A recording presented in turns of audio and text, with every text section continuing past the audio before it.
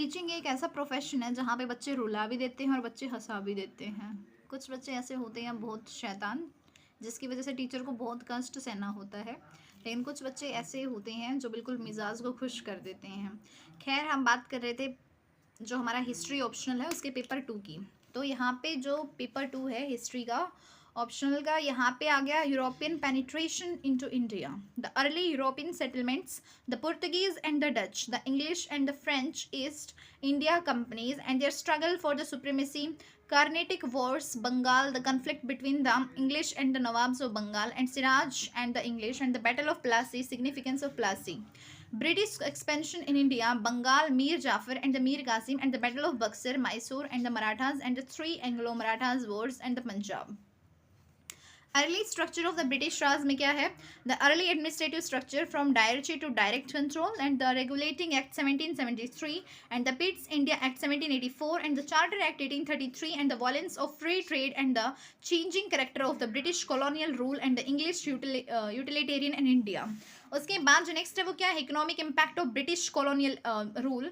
इसमें है land revenue settlements in British India and the permanent settlement and ryotwari settlement, Mahalwari settlement and the economic impact of the revenue arrangements, commercialisation of the agriculture, rise of landless agrarian laborers, impoverishment of the rural society, dislocation of tradition and commerce and deindustrialization, decline in traditional crafts, drain of wealth and economic transformation of India, railroad and communication network including telegraph and postal services, famine and poverty in rural interior and European business enterprises and its limitations.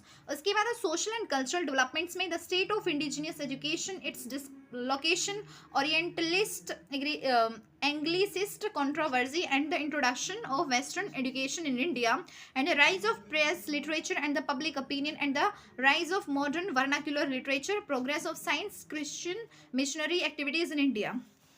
Social and religious reforms movements in Bengal and other areas में Ram Mohan Roy, the Brahmo movement and Devendranath Tagore, Ishwar Chandra Vidyasagar, the Young Bengal movement and Dayanand Saraswati, and the social reform movements in India including Sati, widow remarriage, child marriage, etc., and the contribution of India Renaissance to the growth of the modern India, Islamic revivalism and the Farisi and Wahhabi movements. उसके बाद जो next है वो है Indian response to the British rule, peasant movements and tribal uprisings in the 18th and 19th centuries including Rangpur or Dhing 1783 and the Coal Rebellion 1832 and the Mopla Rebellion in Malabar 1841 to 1920 and the Santal Hul 1855. उसके बाद जो next है वो क्या है? उसके बाद जो नेक्स्ट है वो है Indigo rebellion 1859 to 1860 and Deccan uprising 1875 and the Munda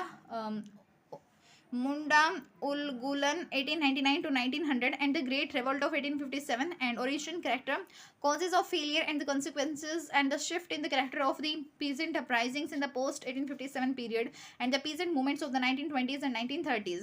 उसके बाद the factors leading to the birth of the Indian nationalism, politics of association and the foundation of the Indian National Congress, the safety valve, the thesis relating to the birth of the Congress program and objectives of early Congress, the social composition of early Congress leadership and the moderates and extremists, and the partition of Bengal 1905 and the Swadeshi movement in Bengal and the economic and political aspects of Swadeshi movement and the beginning of the revolutionary extremism in India.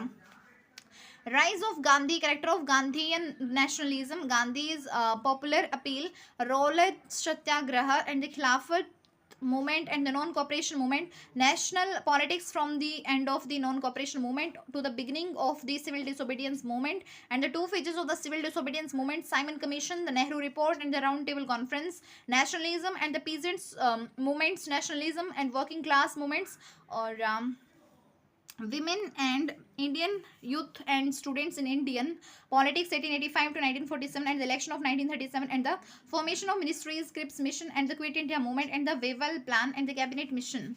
Constitutional developments in colonial India between 1858 and 1935. Other trends in the national movement. उसके बाद है the revolutionaries, Bengal, the Punjab, Maharashtra, UP, Madras presidency outside India.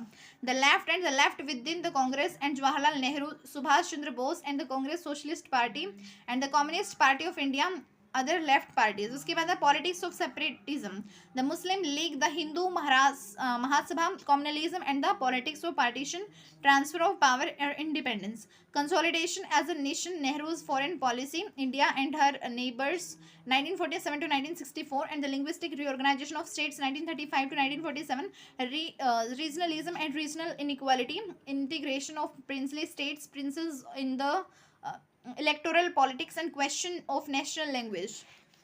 Caste and ethnicity after 1947, backward castes and tribes in post-colonial electoral politics, Dalit movements, economic development and political change, land reforms, the politics of planning and rural reconstruction, ecology and environmental policy in post-colonial India, progress of science.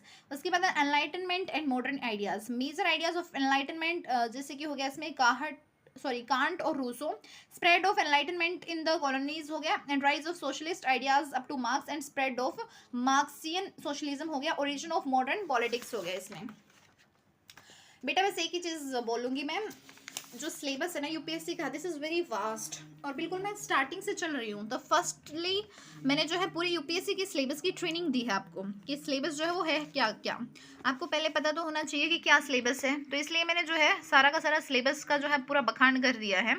अब आपके ऊपर है कि आप daily का video daily देखें, ठीक है। अगर आपको चीज़ें समझ में आ रही हैं तो आप इसको फॉलो करके जो है डेली का वीडियो डेली देखो। यूरोपियन स्टेट सिस्टम, क्योंकि एक टाइम पे जो है ये बहुत सारी हो जाएंगी तो फिर आपसे देखी ही नहीं जाएंगी, तो अभी स्टार्टिंग से इसको पकड़ लो बिल्कुल। यूरोपियन स्टेट सिस्टम, और नेक्स्ट जो है वो क्या है, American revolution and the constitution, French revolution and aftermath 1789 to 1815, and American civil war with reference to the Abraham Lincoln and the abolition of slavery, British democratic politics 1815 to 1850, and parliamentary reforms, free trades and chartists. बच्चे ना बहुत सारे इस चीज़ के पीछे भाग देंगे, ma'am notes दे दो, नोट्स दे दो, उसकी पीडीएफ दे दो। बेटा नोट्स ऑन पीडीएफ तो आपको मतलब यकीन नहीं होगा कि मेरे पास जो है ना, अभी दिखाती हूँ, ये नोट्स और पीडीएफ्स जो है ना, ये सारी की सारी प्रिंट्स निकलवा के जो है ऐसे क्रेट में भर रखा है मैंने, ठीक है। लेकिन मेरे से जो है अभी तक नहीं पढ़ी गई है।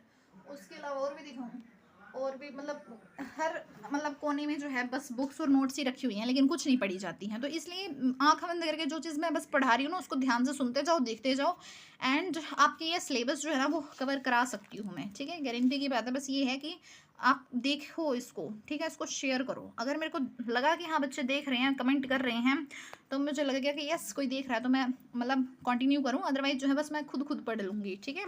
उसके बाद जो नेक्स्ट है वो क्या है, इंडस्ट्रियलाइजेशन। इसमें क्या है, English industrial revolution, causes and impact on the society, industrialisation in other countries, USA, Germany, Russia and Japan, industrialisation and globalisation.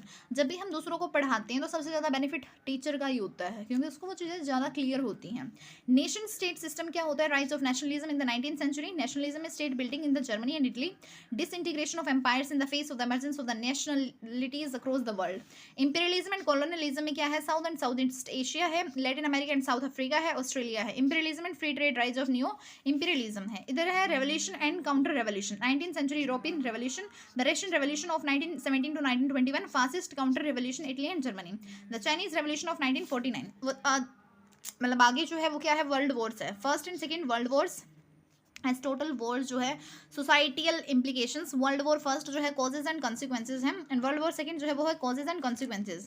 The world after world war second जो है वो क्या है, emergence of two power blocs and emergence of third world and non alignment and UNO and the global disputes. उसके बाद जो next है वो क्या है, liberation from the colonial rule, Latin America, Bolivar and Arab world, Egypt. उसके बाद जो नेक्स्ट है वो क्या है, नेक्स्ट जो है वो है यहाँ पे Africa, apartheid to democracy and South East Asia, Vietnam. उसके बाद है decolonisation and the under development, factors constraining development in Latin America and Africa, unification of Europe में क्या है, post war foundation, NATO and European community, consolidation and expansion of European community में European union है, and disintegration of Soviet union and the rise of the unipolar world क्या है, factors leading to the collapse of Soviet communism and Soviet union in 1985 to 1991, and political changes in east Europe 1989 to 2001, and end of the cold war and JS ascendancy in the world as the lone superpower, ठीक है। So this is done.